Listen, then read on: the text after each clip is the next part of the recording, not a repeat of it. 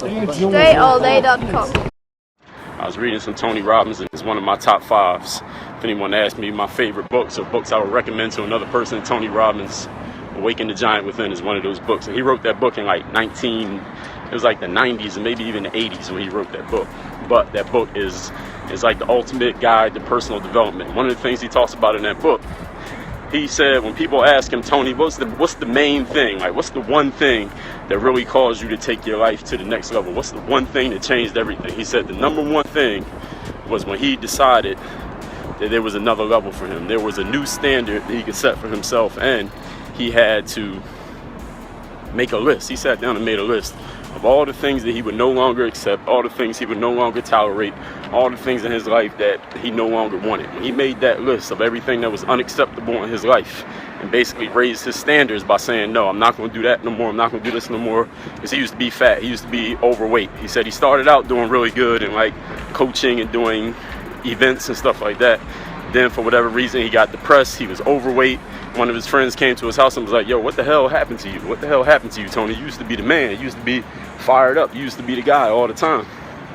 And Tony, once that guy talked to him, he kind of saw the light. He said, man, I need to get back to how I was.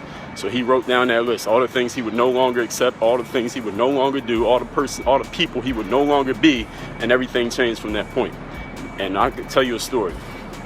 The first place I played pro ball overseas, I was in Lithuania. This is 05. And there was this guy they put me in.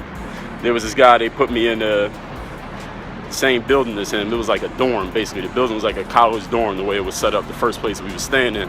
And this guy came in like a week after we came in. And he was in the apartment with us for like one day. And the next day I heard him talking to our connect out there, our agent out there, because our coach couldn't even speak English. So he's talking to the agent, and he's like, yo, this place that y'all got me in, this is completely unacceptable. Y'all got to put me in a better place, like ASAP. Put me in a better place today. I'm not even sleeping in this place no more. And me, I didn't know no better. I didn't know any better because this is the first place I played. I'm like wide-eyed looking around like, shit, at least I'm here. But he had played in a few places, so he had more experience. And he was looking at it like, yo, this is crazy. Like, they don't never put you in places like this. I got higher standards, and this was basically what he was saying. He told them put him in a better place. They had to go figure it out. His agent went and got him like the Holiday Inn. It was a Holiday Inn in the middle of Lithuania. He went and stayed in the Holiday Inn for the night, and that shit was plush, the one he ended up staying in.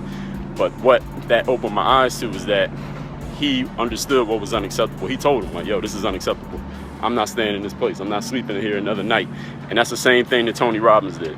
He told himself what was unacceptable. And you got to tell yourself what's unacceptable in your life. What are the things that you will no longer accept? Who's the person you will no longer be? What mistakes will you no longer make? What situations do you no longer want to be in? What situations will you no longer be in? That's a different way of putting it. Not want to, because we know things that we want, we usually don't make them happen. But things that we need or things that we say are coming to life, we're much more likely to make those happen than things we just, oh, well, I wish this would happen. I hope this would happen. I want this to happen.